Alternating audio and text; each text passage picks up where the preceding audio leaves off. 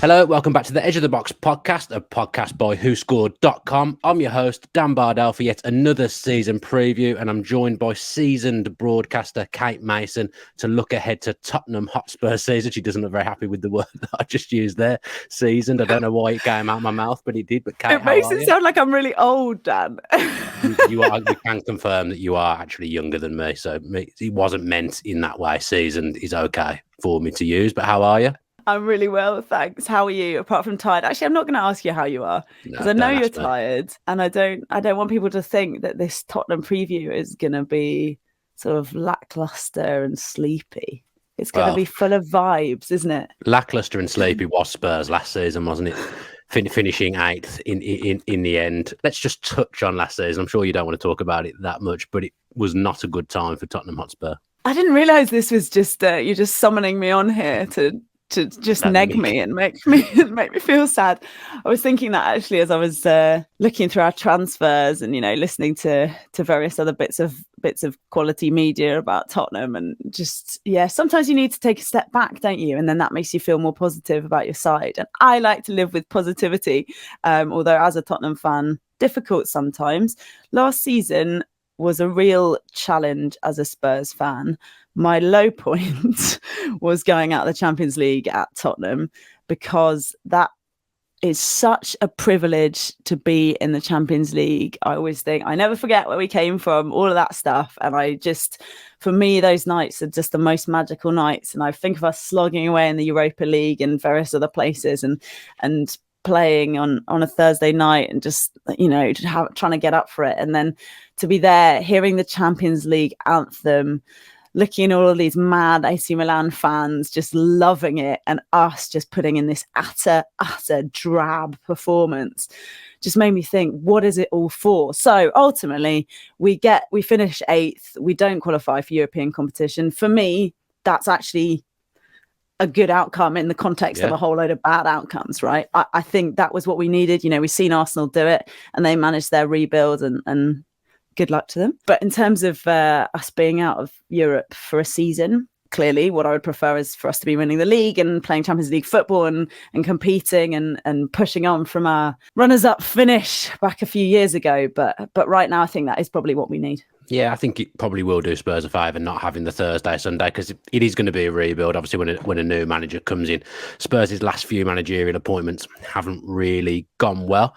Postecoglou, though, he feels a bit more like how it felt when they hired Pochettino, I think. Thank you, Dan. I appreciate that. But you're absolutely right in terms of my theory about this already, but the listeners, in terms of the appointments of Jose Mourinho and of Antonio Conte, for me, what that felt like actually is, ironically enough, Daniel Levy trying to deliver for the fans what we want, which is this desperation to just win a trophy, just anything, any old cup. It doesn't even really matter, just something to put in that trophy room and to make people stop feeling like we don't know how to get that over the line. And that is the reason for Mourinho and for Conte.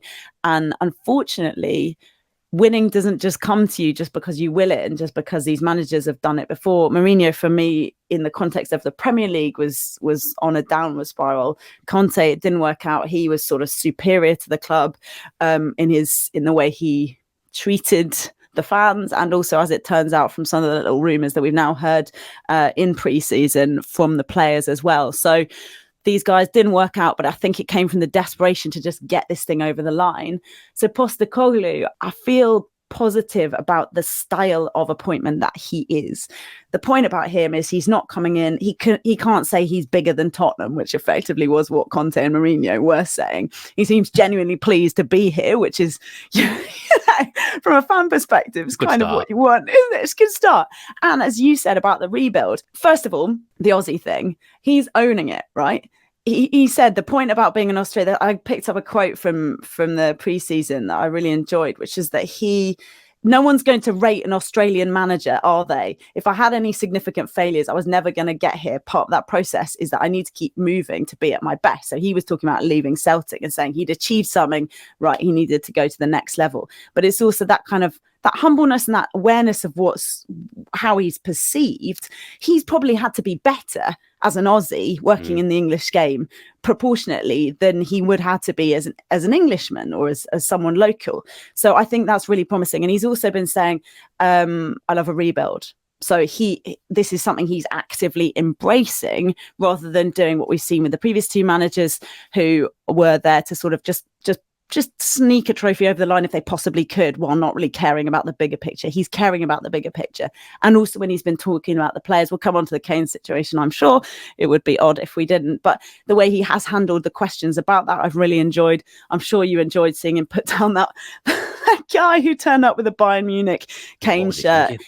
It's embarrassing, isn't it? Really. Yeah. But what was great is Postecoglou is very dry in his delivery, isn't he? So it was a real, like, it could have been slightly awkward if he'd tried to like embrace it or whatever. He just put the guy down and moved on. And when he's been talking about Kane, he said, players I want are part of the project, and part of this is with your attitude as well as what you can deliver. So you want Harry Kane to be part of your project, but what he's talking about is, I'm creating a team, and that's what I'm here to do. And it's my way or the highway, effectively. And if he's getting the backing, which transfer window, but if he is, it's promising. The window got off to a good start for Spurs. No messing around really with James Maddison coming straight through the door for a good price as well. I know he had a year left on his contract, but around 40 million when you see what other players have gone for with a year left on their contract. I think 40 million for James Maddison is a really good signing. And the Spurs fans are kind of lamented not having that number 10 creative type of player in the middle of the park. And you're right, we don't know what's going to happen with Harry Kane at the moment, so we don't know how Spurs are going to be lining up. But Maddison that's a good start to the window. They haven't really built from there. You think the defence needs looking at, wouldn't you, in terms of bringing in new personnel? But Maddison came in, and then incomings has all gone a little bit quiet. I love it. You're very gentle, Dan. In some ways, I was expecting to get absolutely ripped, but the way you're saying the defence is something that needs looking at. Yeah. It does need addressing, doesn't it? It's a very subtle way of saying it. The transfer window, you're absolutely right. James Maddison is great. We feel like he's somebody who's going to bring something that we haven't had. This is not somebody who's like, he's bringing something completely new. So that's fantastic. In terms of the other signings, Manus Solomon, and I'm not going to be able to pronounce Guillermo Vicario, the goalkeeper, right, from Empoli. Vicario, good goalkeeper. Yeah, well, exactly. I've heard good things about him anyway. Yeah, I mean, he's the sort of Postecoglou signing and is likely to come in as number one if, Luis is supposed to leave. The thing is about that, of course, is that we were linked with David Raya, and now it looks like he's going to Arsenal. And look, football is terrible for this, Dan. The way that you see what the Joneses are up to and you're like, oh my God, I can't cope. What's happening?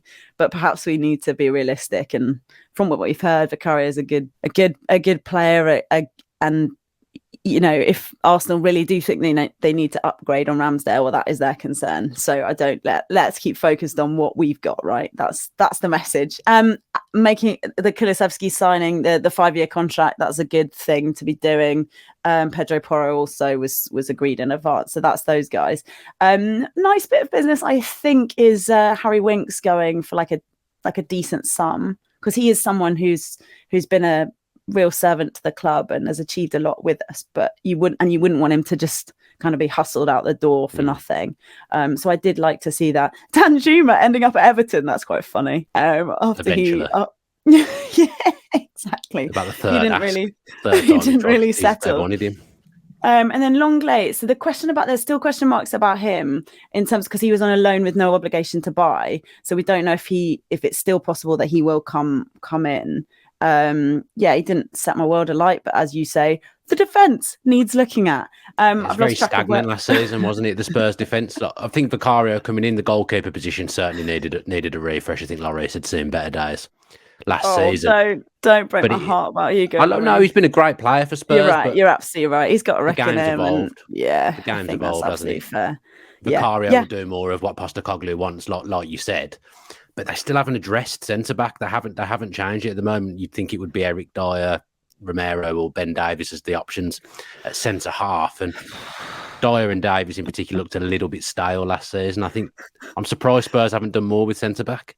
so Oh far? my goodness. Well, this is the big question. So can they get someone in, or well, two? I mean, the ask really is two, but then without making the sale of Harry Kane, you think that's going to happen, don't you? That Yeah, Harry Kane's going to go. yeah, we've swerved it long enough. Let's move. Let's move on Yeah. to Harry Kane. It's the I want to, difficult one, yeah, I isn't want to it? speak about the elephant. Yeah, I think Go on then. so. The challenge, of course, is that it hasn't happened yet. And then the question is about this distinction in value. For me, and PSG sort of frittering around, but it doesn't seem convincing to me that, yeah, exactly, that he would go there. Yeah, in terms of heading to Germany, the challenge for Tottenham, and as we know, it seems like Kane wants to go. With Kane in their side, Bayern, could they win the Champions League? Yeah, potentially, even though they only squeaked over the line in the Bundesliga last season. It probably is the right sort of move for him. 30 years old. I still think of him as kind of 27, but yeah, he absolutely is. He has still got a few years left. And in a sense, you feel like he's done a lot. But the point is, he's done so much for the club, and, you know, we should respect his wishes to some degree. But the point is, of course, from a Tottenham perspective, is there's nothing you can get. We've had the money. We did this before with Gareth Bale. The answers are not happening in terms of spending the money well. You know, that glut of players that we had. Yeah, Eriksen turned out all right. Certainly more than all right. But in terms of that, it seems like the decision making has not been good when the money has come in. And it's the whole Manchester United problem, i.e., once people know you've got the money, they can screw with you, right? So I don't see who is providing 30 Premier League goals a season, 32 in all competitions. I don't see it. And there's this idea of the youngster Mathys Tel coming from Bayern, 18 years. But that's not a banker, is it? Someone who's very young popping in and making a difference. You can't replace Harry Kane's goals.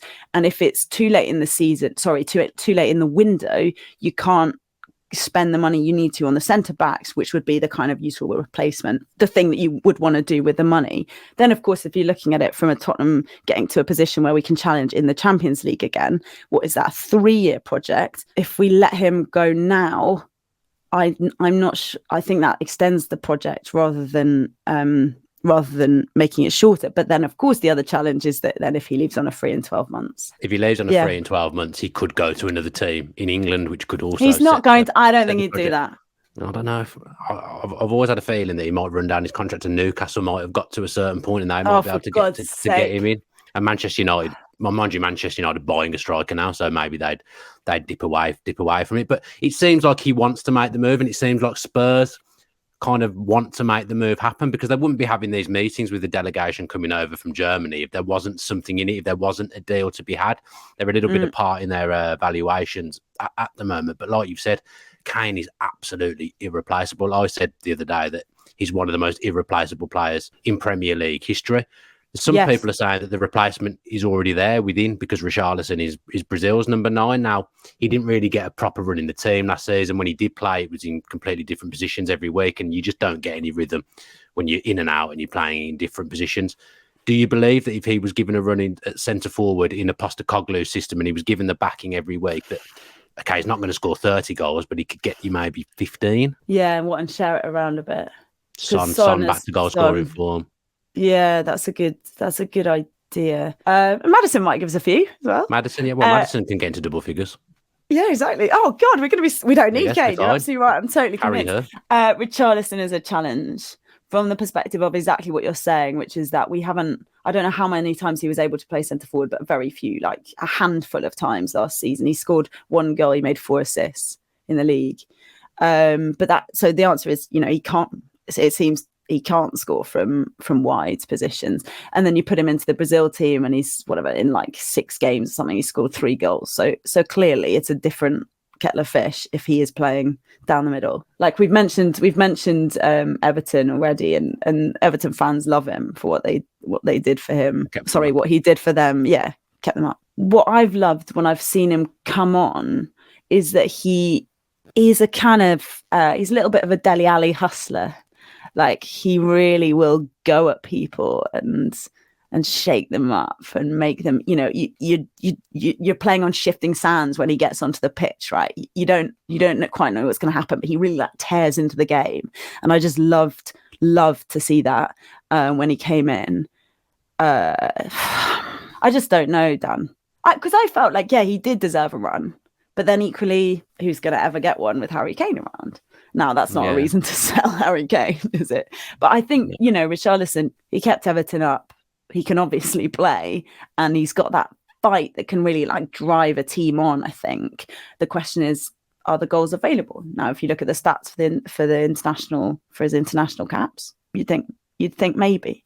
So it's weak, really, as an answer, because it's a sort of fingers crossed. I hope it goes well. That's all we got right now. Well, he kept Everton up. He might be able to keep Spurs up. Very good. All right. Yeah, Spurs are the most. Wait, hang on a second. You don't think we're in relegation danger, no, do we? I don't. Damn Bardell. Top half. I don't think Spurs have got a top six side at the moment. Maybe if they need to address the defence. I think until they address that defence, because Postecoglou, let's not forget as well, he plays a more expansive system than Antonio Conte. Antonio Conte was playing this ultra defence first system, and the defenders were struggling with that. If you're asking those same players to then come out and play more expansively, I'm not sure they can do it. No, and I think what was it? I wouldn't want to see Ben Davies trying to, like, he can. I think he was the one responsible for this mad goal where we went 1-0 down to this team in Singapore, whose name currently escapes me. The Sea Lions or something like that. It didn't sound like a real team anyway. An under seven school team. All I read was that they were Singapore's third best team, and that broke my heart. So Ben Davies playing a makeshift centre back makeshift central defender in a back four. Yeah, it didn't work. Christian Romero, glad to see that he's talking about how he turned down offers to stay at Spurs. He is without a doubt a great player with some great heritage, and he knows how to be in a side that wins things. That's the question. But you're absolutely right. I mean, the signings that we'd love, or you'll have heard about Wolfsburg's Mickey van der Ven, sort of lankyish. He's 22 only, so that's exciting. Lanky is probably the wrong word, but anyway, he's a big guy. But the difficulty is that Wolfsburg seem to be in this position where they've tied him into 2027, so that could really. He's good on the ball, exactly. So he's got all of the attributes you expect from a kind of big, solid central defender, but he's also got skills. Yeah, Postecoglou says we're going to bring in one central defender at least. I know. This is another question, isn't it? Like, because at this point he's saying that he's being open, and then if it doesn't happen, I mean, that's already us getting off on a weak foot, if that's a phrase. And then Edmund Tapsoba by Leverkusen. He seems to be basically the exact same vibe as Van der Ven, but presumably also in demand, so could be extremely expensive. Yeah, 50 million euros. Do you remember when we sold Kyle Walker for 50 million euros? About £1. Long time ago now. To return to the Kane point, and generally the money point, is that we get the money, but I don't necessarily know that we can spend it right. And also with the market being so inflated with all of this situation from Saudi and all of these other places, like, it costs so much to build up a decent defense. If you remember when we had that really great defense back 5-6 years ago, Jan Vertonghen, Kyle Walker in there, Toby Alderweireld as well, Lloris when he was right at his prime, and that was all done. Danny Rose, £1 million. He was like, we built a really solid back line with hardly any money. You can't do that now. So the question is, how are these questions going to be answered, and do I feel as though the setup at the moment is going to enable us to get what we need?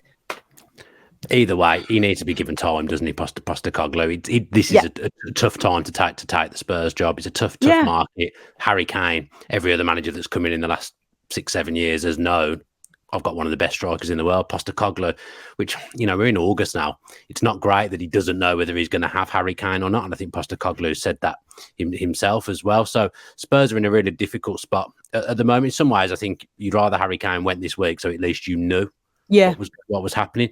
I think if he starts the season at Spurs, potentially, if he's lining up in that first game wearing the captain's armband, as I'm sure he will be, perhaps he'll see the season out for Spurs. But I think they need to make a breakthrough in talks with Bayern this week and just know either way what's going to happen. Because I'm going to ask you to predict where Spurs are going to finish before we go. But I don't even think you can do that at the moment without knowing what's happening. Because we don't know what the team is. Yeah, exactly. We don't know what the team is. It's very, very tricky to figure out what we're dealing with, because you're basically then relying on what my view is of what I've heard from Ange Postecoglou and watching Celtic a little bit last season. Like, it's not necessarily a very informed reaction. But I did want to also mention Destiny Udogie. This youngster, he's back from Udinese, and he might start a left back. I mean, he's a youngster, but he's supposed to be absolutely amazing. So that is another Spurs fans' kind of point of hope. I would say, because I'm quite freshness, isn't it? A bit of youth and exuberance into the team. That's what you need. Exactly right. Exactly. So, I feel like he is promising. Even Isak is good as a new signing in some ways. Yeah. Where are we going to finish? No idea. It could be fair enough. Because as you say, Kane makes the difference, and this question about the centre backs makes a massive difference. I think in terms of the project, if we think of Postecoglou building, then you've got to look at it as at least a 3-year plan to get us back to the Champions League. So if we were to, I mean, it would be absolutely crushing if we were to again finish 8th next season. But let's say we wanted to do, let's say 6, just to give you an answer.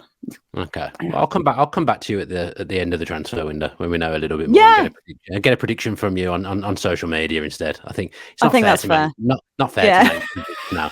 Because Mason says something stupid again. No. Because at the moment, I think, out of all the previews we're doing, Spurs are the most difficult to read and the most difficult to talk about, because it feels like they've got the most business to do. Chelsea are in a big rebuild, but I think maybe other than a central midfielder and a goalkeeper competition, I think Chelsea have done their business and they've shifted their players out that they wanted to shift out. Spurs and Chelsea are the two that are in flux, but Spurs just haven't done as much as Chelsea, and they've got this whole Harry Kane thing hanging over their head, so it's really difficult to talk about. But I've enjoyed talking to you nonetheless, Kate. Thank you ever so much for coming on and talking to us at Who Scored.